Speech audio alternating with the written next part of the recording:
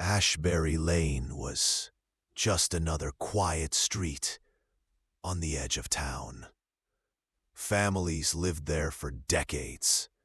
Children played on the sidewalks, and life seemed ordinary, except for the house at the very end.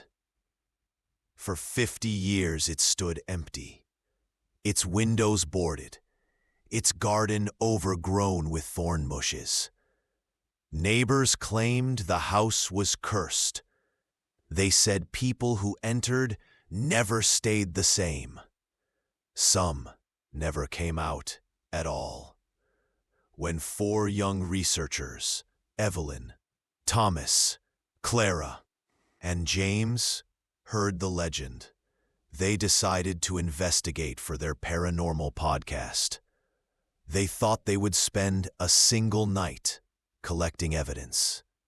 But the house on Ashbury Lane had been waiting. The door creaked open with surprising ease. Inside, dust coated every surface, but the air was strangely cold and damp. Their flashlights revealed faded portraits on the walls, faces scratched out, eyes torn away. They set up their recording equipment in the living room. Almost immediately, the devices crackled.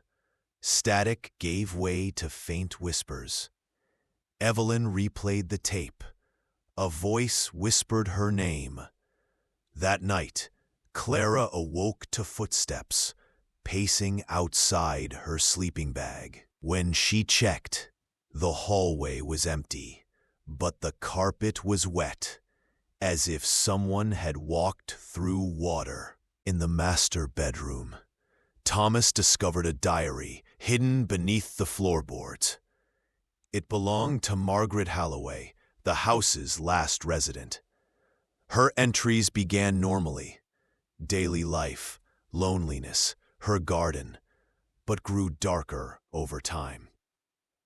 She wrote about figures standing in the corners at night, about voices urging her to open the cellar, about neighbors disappearing one by one.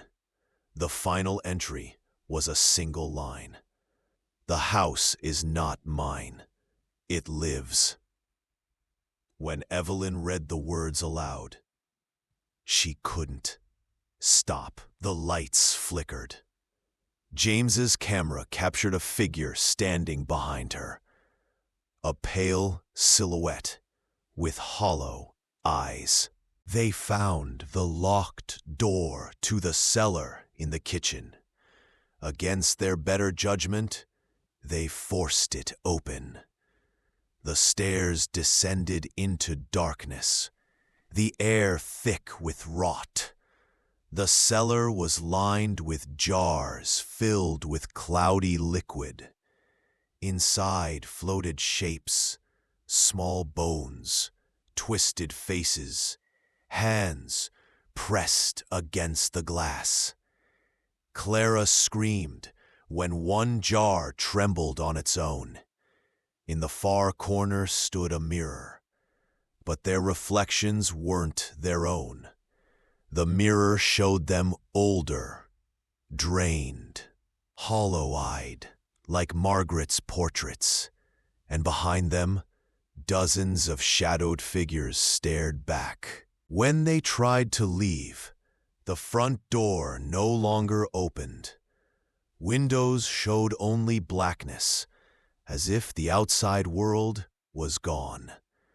The whispers grew louder, overlapping, chanting, "Stay with us." James disappeared first. His recorder clattered to the floor, still running. On playback, his voice begged for help, then dissolved into laughter not his own. Thomas tried to smash a window, but the glass cut deep, pulling his blood into the walls. The house groaned as though feeding. By dawn, The house stood silent again. Neighbors said they saw lights glowing in the windows that night. But when police entered days later, the place was empty. No sign of Evelyn, Thomas, Clara, or James. On the dining room table lay the diary, opened to a fresh page. Written in shaky ink, 4 more have joined. The house is never empty. To this day, children dare each other to step onto Ashbury Lane. Some claim they hear voices calling their names from behind the boarded windows. Others swear they've seen faces staring back. And if you pass by at night, you might hear laughter echoing from within, followed by a whisper, "Your room is ready."